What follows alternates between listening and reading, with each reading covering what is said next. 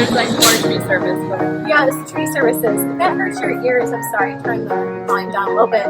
We'll talk a little louder. COVID. We have to props. We have to interview outside.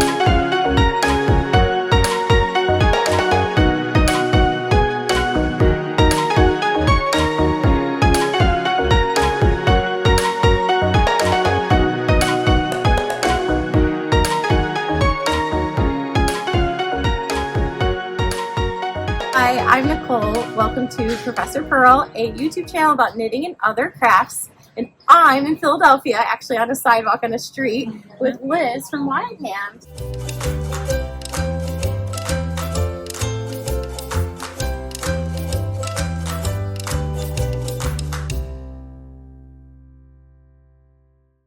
hi, I'm Liz. I'm the owner of Wild Hand here in Philadelphia. Awesome.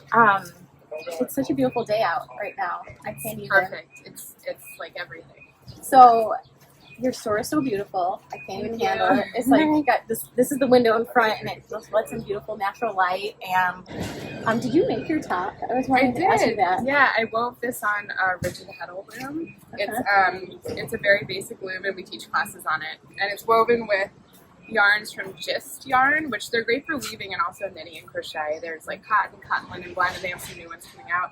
And then this is some spin cycle. That's spin cycle. Yeah, and it looks, on the back you can kind of see the colors. Oh. Yeah, so I wove the fabric and then cut and sewed it into a top. And I'm a very beginner sewer, so it's a very basic. I'm a beginner sewist too, and so I just do very Did you basic. make your skirt? I did not make this. It is on my fall to-do list to make a skirt with elastic. I did one for my daughter, but I haven't done one for myself yet. So it's on the to-do list. And I bought a zipper. I'd like to do a skirt with a zipper too. Fancy. Have you sewed with a zipper No, yet? I mean, I have a pouch. I mean, no. Yeah, it counts. You did a pouch. Okay. I haven't even done that yet. But so can you tell me about your fiber story? Because I think a lot of knitting stores I go to is like lots of knitting, and one thing that stands out to me about your store is it feels like it supports a lot of things, so it made me very curious about your fiber story. Yeah, sure. So I've always been a tinkerer since I was little, like playing around with different fiber crafts, with fabric, with yarn, with weaving, I had different moments of learning how to knit and crochet, and it I kind of had a lull maybe in college. When I went back to grad school, I was living alone in a small town, and it was cold, and I got back into it, and that was I guess that was like 10, 12 years ago. And so I was doing that, but I had been working after grad school. I had been working in the nonprofit sector. I helped start a nonprofit here in Philly called CultureWorks Greater Philadelphia, and that lives on. I was there about 7 years and helped grow it, and was the director there, and was ready for a change. And the only thing that I could think I wanted to do was something to do with fiber crafts, because that was all in that meantime I had two children, and I was having less time for my personal interests. I was commuting downtown, and I just wanted to be more local and have my job be where my intellectual curiosity was taking me. And so I thought about it a lot, and this is kind of what I came up with. And I have been doing a lot of business planning, teaching business planning, doing back office services. So I had a good generalist experience, and I applied that to making a plan for Wild Hand. And I had not worked in a yarn shop or in dealing with inventory management. So I had a big learning curve. I had built businesses before, but I hadn't built this type of business. And so that's kind of where it started, and figured out some things were going on at the organization I was working with that it's like a nice time for someone else to become the leader, and we had a lovely transition. Everyone from that team came to the opening, and from there, I feel like my fiber journey has really taken off. I certainly had a baseline in a number of different crafts, but I've learned so much, and that was part of wanting this job, and also surrounding myself with the team. Teresa's inside right now, and Yolanda, Jessica, Carly, and Emily are on our team, and they all bring a lot of different expertise that I don't necessarily have, so that was part of it too, just to be able to learn and grow. And I'm great with the numbers, and I'm into thinking about strategy and the back end operations, like systems, policies, practices. And so I think that's a lot that I can add, and I'm really continuing to grow in my fiber crafts, and the team is helping so much with that, among many other things. So yeah, that's how I ended up here. And I was going to start with an online shop, and then this space, which is a couple blocks from my house, came available in our little commercial corridor here in Mount Airy. And so I switched and decided to start with this. And then luckily had started the online store a couple months before COVID hit. So it was in place to get us through that first 6 months. So I heard you mention like graduate school and mom. So I'd love to know, because I'm a professor. So I would love to know like more about graduate school for you. Like, what did you go to graduate school for, and like what was your fiber for you in that time? And then also like as a mom, like what does that look like fitting in your crafts as being a mom? Right. So I'd like to know about those two things. Yeah, I have thoughts on all that. Grad school was, so undergrad I studied fine art and business. I've always been on this fine art and business path. This is perfect. Yeah, this does feel this is like fine arts and business at its finest. Yeah, Literally, I feel like a lot of my decisions have been kind of leading me to this moment. And then I worked in New York City in advertising and PR, like at ad agencies, and then I went and got an MBA at Cornell. So I lived in Ithaca, and it was very cold, and it was just a straight up MBA. And I was wanting to work in the nonprofit sector, apply those skills into nonprofit arts and culture. So I was kind of on that path with arts and business. And while I was there, I got back into crocheting. Made like a monster. I don't even ever use it. It's like probably like a king size. It's all acrylic yarn, big granny square blanket. The squares are like this big each. So that was a very living alone in Ithaca in the cold kind of project. And from there, I really got into crochet again, and then I got back into knitting. I guess, as I was starting to have children and was wanting to make little things and take my skills further. I think I had maybe knit some sweaters at that point, but that's kind of where I got back excited. There have been other points in my life when I had done some knitting, crochet, sewing, weaving, and then the weaving didn't happen really as much until I moved to Philadelphia, which was 10 years ago. I can say I've never felt the inkling to weave, but your top makes me. Weaving fabric to sew with is really fun.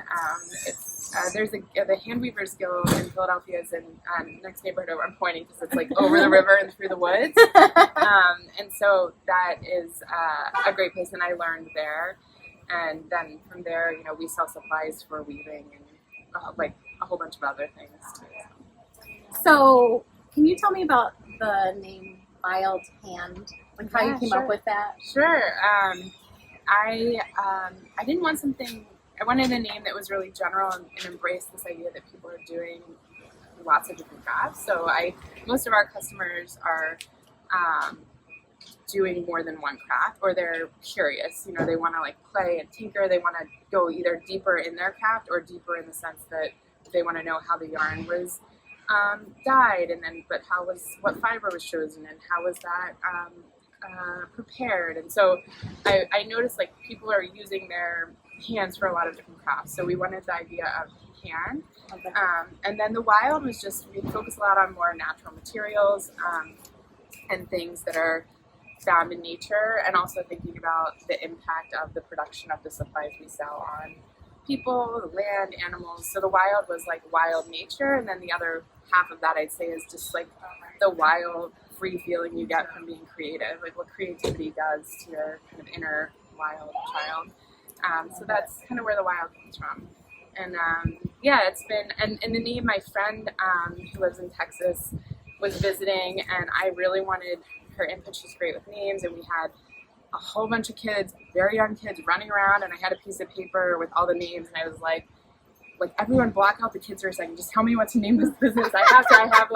I'm like doing all the formation paperwork, I just want to pick a name, and it was chaotic, and we, in the midst of that like very parenting chaos where you don't get undivided attention for anything, the name emerged. So it's beautiful. Yeah, it was a wild emergence. It was wild. Yeah, I saved that paper too that had all the names. Oh, that's so cool. And we ended up with it. Yeah, that's so cool. Yeah, I still like it too. I can be fickle with things, and I still like the name. So I love it, and the logo. I'll get a video of it so you can see it. The logo's gorgeous. Thanks. Yeah, we've been evolving. We have like all these different branding elements. A very regular customer's daughter designed this hand design, which we use just here and there in the shop, and then recently we've been using it more in other places. I love too, it. I so. want like a shirt with it or something. Thanks. So obviously, I have my opinion about what makes your store unique, and I'm loving it, and I'm so excited I'm here. But I'm wondering what you think makes your store unique. I think, I guess this is a reflection on what we hear too from customers. I think, and maybe this is my nonprofit background, but the community, the community engagement, the community is very much at the center of the shop. So decisions we make have our customer and neighborhood and vendor and supplier and like all of those communities in mind. And so I think that's what's been like helped keep us afloat. We've only been around 2.5 years. We're very young. 11 months were with COVID, we're before COVID, and then the rest has been since COVID. And so those 11 months of having the store and the people on our team really embedded in this neighborhood, and then like now that we have the e-commerce, a broader community that's sort of growing a little bit. I would say that, and then in a more like product way, we carry supplies for multiple crafts. I think that I see that less in the yarn shops I go to. So that's what stood out to me. I was like, I felt like your store on the website. What drew me was that it is very feels like it's full of community and love, and there's I think like layers to that of how you do that. But one of the layers I felt was just even in the diversity of crafts that you support, and it was one of the layers. Thanks. I'm glad that you noticed that. That was a goal. I mean, it's what I want in a shop because that's how my brain thinks. I just think and that's how we buy too. I buy yarns that can see being used, or fibers that can be spun, felted, work well in a weaving, or we'll have like a lot of different purposes too. So I'm happy it reflects that way. Yeah. So I'm sure starting a yarn store in the midst of a pandemic has its challenges, but I'm wondering, in the midst of all that, leading this, what's your favorite part of leading this space? Yeah, that's a good question. I guess my favorite part is being a leader. I don't know. Yeah, that's tough. I mean, my favorite, a thing that's nice is having a team. When I left my nonprofit career, I had a really wonderful group of people that I was working with, and I grew a lot personally during that time. I felt challenged, and I grew, and I hope to have that happen at Wild Hand, and it has. And we've built this team that feels very close knit, very thoughtful, very good at giving and receiving feedback. And so I guess I like that about being a leader, that I get to be a part of that group, and that I trying to think what else. Sometimes I don't like being the leader. Yeah. I mean, right now I'm going through the Goldman Sachs 10,000 Small Businesses program, which is it's great, and it's super intensive. It's 10 to 15 hours of work a week for 3 months that I was adding onto my plate. So right now I'm feeling filled up, and in some ways, the pressure of leadership and that responsibility can be a lot.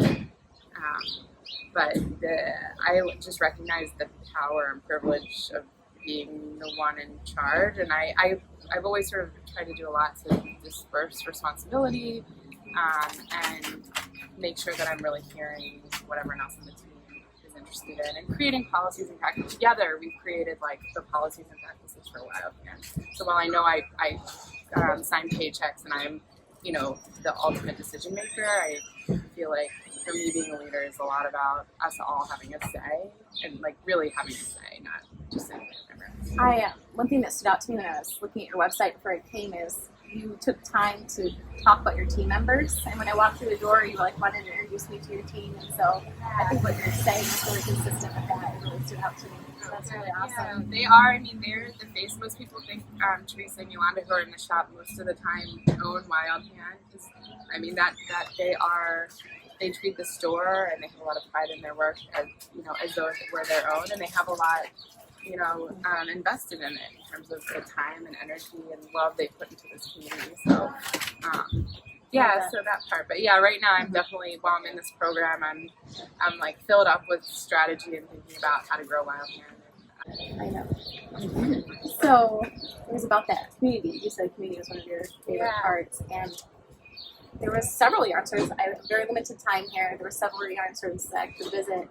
But what stood out to me was I just really felt like community and love were like present on your website, and so it made me curious about like how you support that for your community of makers at Wild Hand. Yeah, I'm happy that it feels that way. We're working on the website too. That was something that there's a lot that happens locally here that it's hard to show what that looks like to a broader audience. Just like in little customer interactions or people coming by to show us their projects or be there, someone coming by for us to be there while they steep their sweater because they needed like support that moment. You know? I want to steep. Those things are sometimes hard to remember to keep like showing stories. I mean, we have community commitments that they're like in our foyer here and they're on our website, and they drive all of our decision making, and that they were developed through you know, observation about the shop, through input from our customers, from the team's experiences, from how we all want to be treated and how we want to treat other people.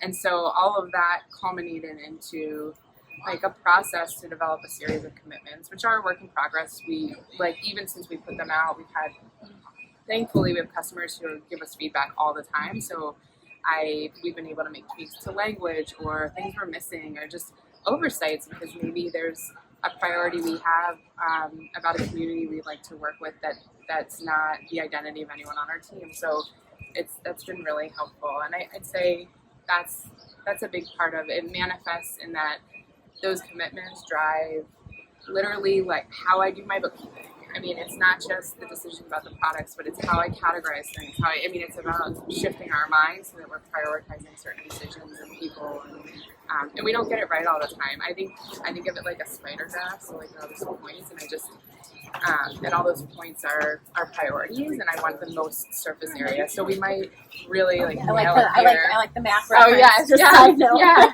I always think of the spider graph and just like I want the most surface area, and I want. That being said, if there's like a priority that we're really hitting here and we're just really not on something else, it's okay.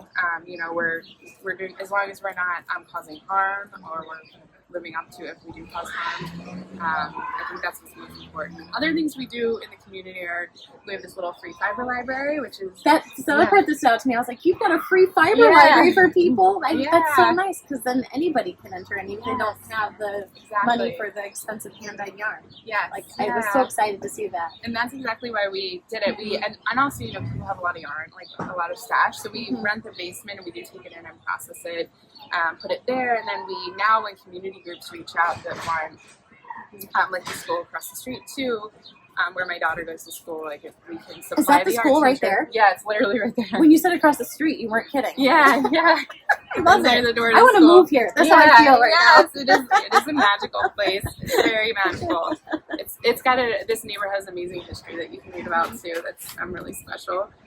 So yeah, it's nice to have that, and we try to be. I mean, we have it written in our employee manual that, like, we will wind yarn for anyone from any store. Anyone can come in with any yarn from anywhere and sit down. And you know, before COVID, people would just sit down more. When that was more cool to sit around for hours in yarn shop.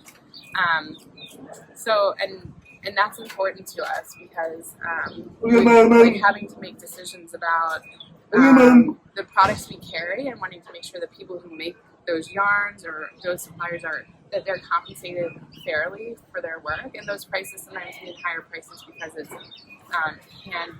hand-dyed yarns or special fibers, and so like you can't kind of have both. Like I have to who are we supporting? So what are the ways we can try to accomplish supporting more folks?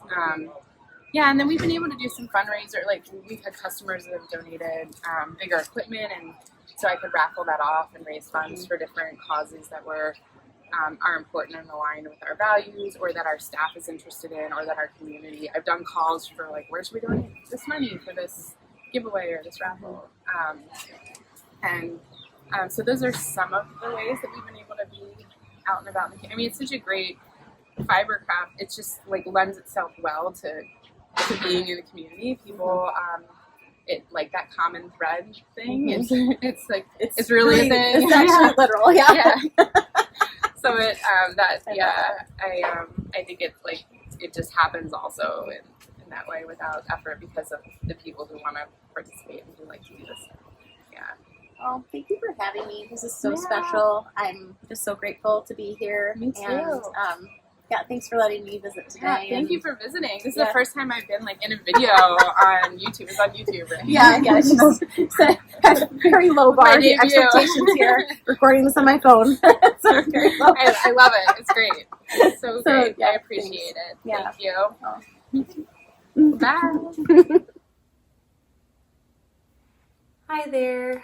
I'm back in Oregon from a trip to Philadelphia. So I flew from the West Coast to the East Coast, and I went to Philadelphia for work purposes. I had a presentation at a conference, and I was attending sessions at a conference to learn more about my work in math education.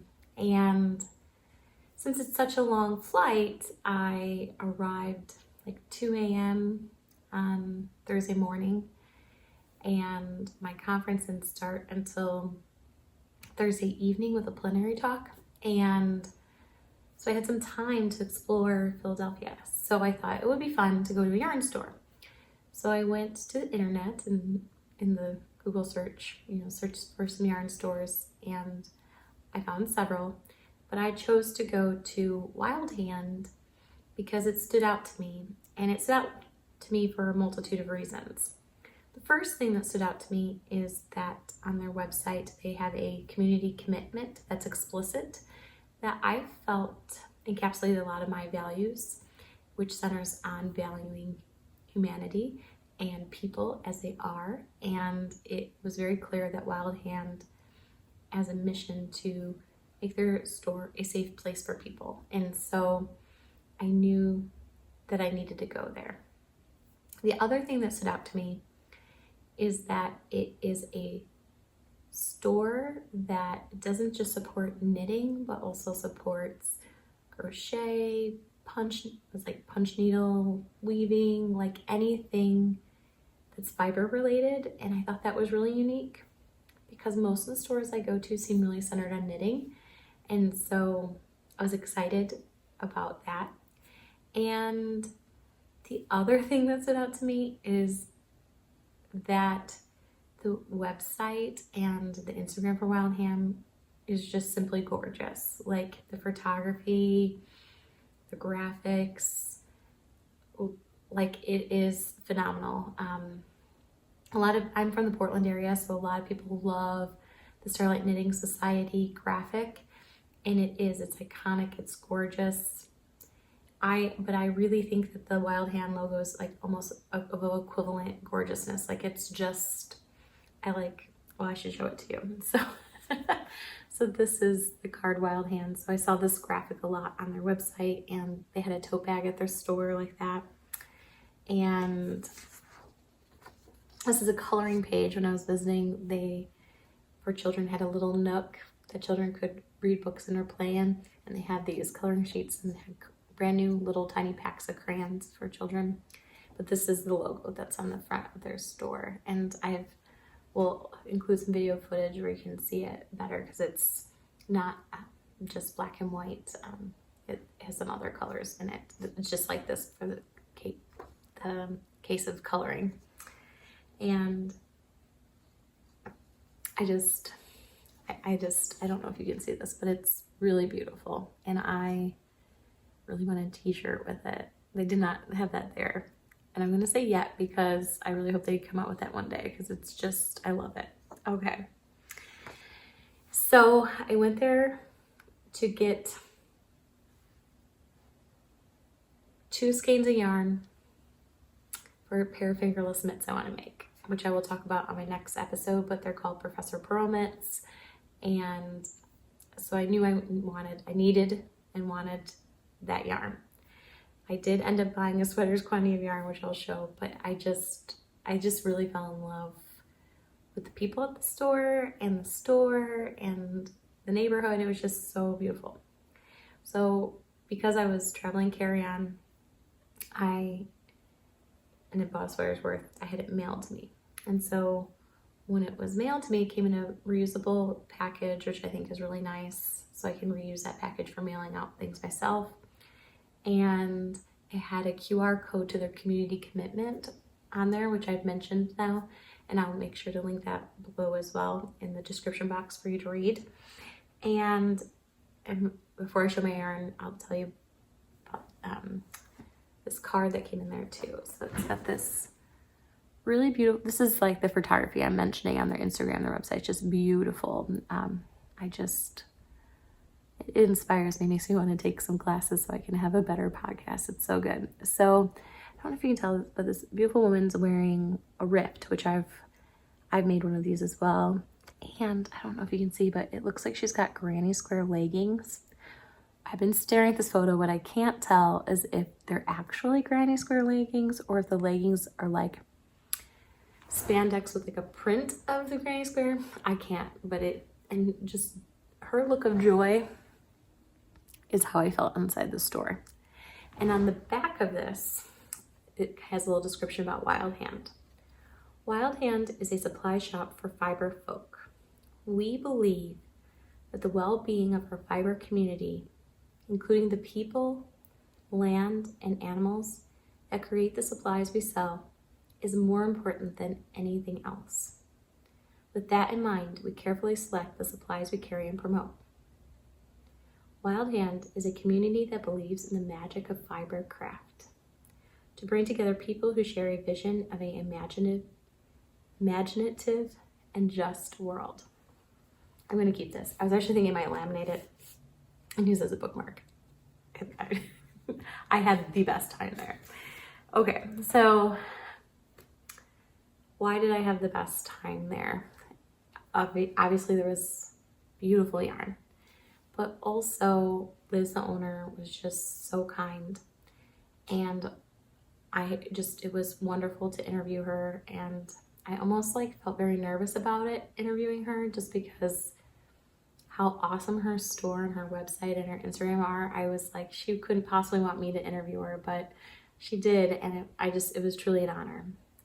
When I walked in the door, the first person I met was Theresa, and I'm going to link Theresa's Instagram below here. Please, literally stop this video, go follow her, because you won't regret it. This woman, she's a veteran, she's a nurse, she's a mom, she's a knitter, she's a yarn dyer. She has so much kindness to share. I mean, I think I cried 3 times talking to her. She just was so incredible. And I had a student with me. We were co-presenting a paper, and she wanted to come with me. And while I was interviewing Liz, Theresa was talking to my student, and my student, from that interaction with Theresa, even though she was there for a math conference and to present a math paper, and she's not a knitter or a crocheter or anything, she said that was a very memorable, maybe perhaps one of her favorite parts of the trip. And so it just, I don't know if Theresa's watching this, but thank you for everything. And I felt like I had a friend. And around this, at the same time I went to Wild Hand, Rhinebeck was going on, or that weekend was Rhinebeck, and because it was Thursday and Rhinebeck was that weekend. And I've always been kind of scared to go to Rhinebeck because I feel like you need to have friends and things like that. And she just made me feel like I had a friend, and if I should ever choose to go to Rhinebeck or whatever, I would know somebody. And she just, okay, now I'll show you my yarn. So I'll show you the yarn first that I went for. So before I visit a yarn store, I personally like to go on the website, stare at it. I did that so much, just side note, before I went, and kind of get an idea of what I would like to get, because I can tend to feel overwhelmed in a yarn store when it has so much. I have to say I did not feel super overwhelmed in Wild Hand just because of the way the store was laid out. It wasn't like overly clustered. It had a lot of open space, which made it, I feel it gave me space to think as I was looking at the yarn, if that makes any sense. So anyway, so I knew the yarn I'm going to show you, actually knew I was going to get when I went there. And you've probably seen this before. This is Brusca from Rosa Pomar. And it is, I think, just 100% wool. I'll just verify this. It is 100% wool. And it's made from Celia and Portuguese Merino, 2 native sheep breeds from Portugal. And it's a DK weight, and yeah, I've wanted this for a long time, and so I had a hard time deciding between this color, and they had a hot pink, and obviously I love hot pink, but this was called dark pink. This is the color, it's called dark pink.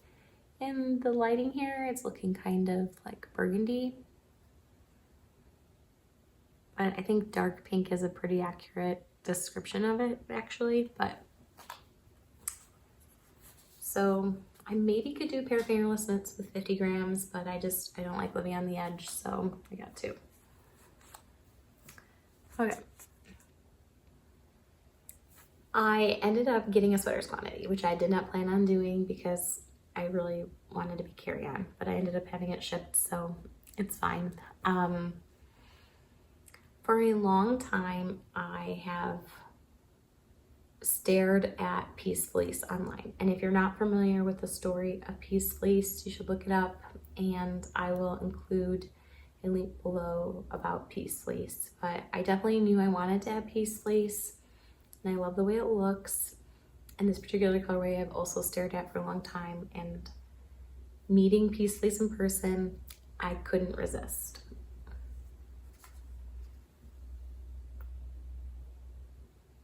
So I think in some pictures it looks purple. I'm not sure what this is looking like to you right now, but to me, I would call it like a rose color, like it's like a dusty pink.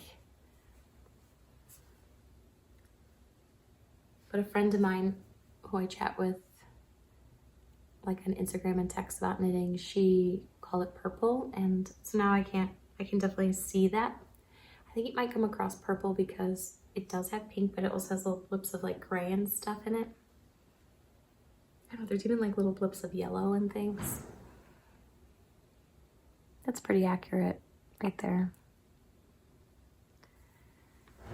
The colorway is called Morning Dove. So I bought 6 of these.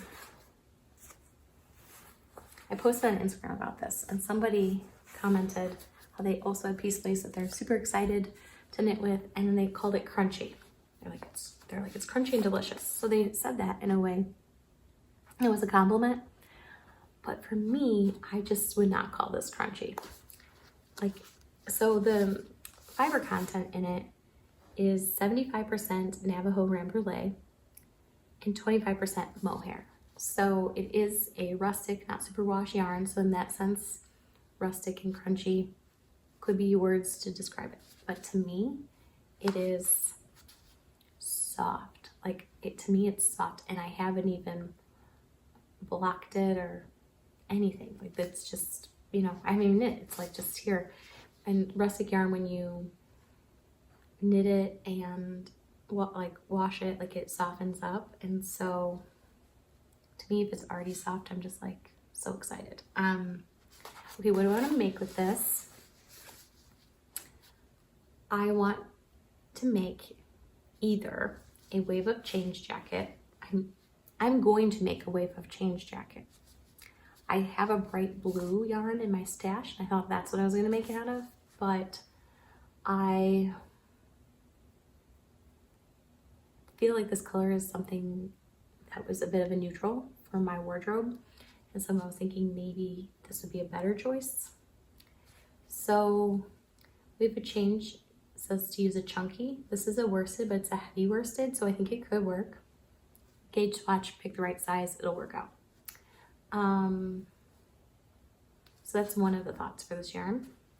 The other thought is a Andrew Mowry weekender. And it's like one of those classic pullovers that I think everybody's knit, and I definitely want it someday in my life. I think I forgot to say that the Wave of Change jacket is designed by Denise Byron, and yeah, I don't know. Both of them are good sweaters. Both of them I will knit. So once I had picked all that out, I thought, I've got enough yarn. I can probably check out. On my way of checking out, there was this wall that was just very full of rainbow and had some superwash yarn. And I ended up picking this up. It looks a little blown out here because it's so amazing.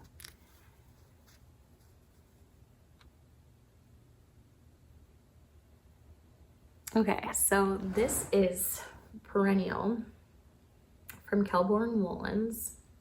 It's 60% superwash merino, 25% Surrey alpaca, 15% nylon. It's almost 500 yards. It's 497 yards, so it's good yardage. And is potentially the softest fingering yarn I've ever felt in my life. I love the logo on that. And what will I make with this? Well, I have two thoughts. One is, this is such an incredible color. It's everything. Neon coral. I feel like that is my color. So the thought is I have some dark gray fingering yarn. I was like, I could do a colorwork sweater with dark gray yarn and have this as the pop. Like a yoke. Be very good. The other thought is I could knit a hat. And this is colors everything, and you wouldn't miss me going down the road. So I'm in love with this so much. So that's the yarn I bought. It was so tempting to also buy some books because there were some awesome books there. I was a little tempted to get the Strands of Joy book. I might have to order that. So cute. And then I just knew that I needed to purchase these. I don't even know if it'll show up, but it's like pink glitter.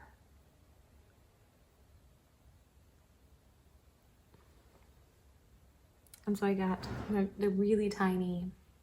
I was thinking they'd be cute on a little doll cardigan or a little cardigan for Matilda maybe. They're so tiny, probably a doll cardigan. I like to knit little doll clothes for Matilda. And I bought 7 of those, which is kind of an odd number, but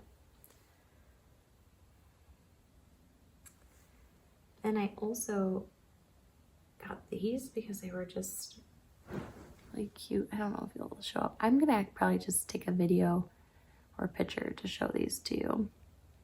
But basically it's a very mother of pearl looking button that has a star and a crescent moon on it.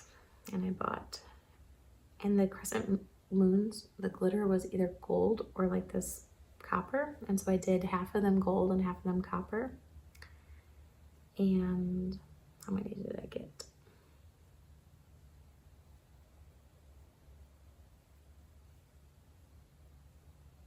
I did 10. Also kind of a strange number, but I think I don't know, I was just buying buttons to buy buttons, I suppose, but they were really unique. I haven't seen buttons like that at a knitting store or fiber store. Well, thank you for stopping by here and watching the interview and this. And what will follow now will just be some video footage of me walking around the store, and yeah, I want to go back. I want to go back to Philadelphia. I want to go back to Wild Hand. It was a stellar experience. Yeah, if you're ever in the Philadelphia area, a 10 out of 10 recommend going there.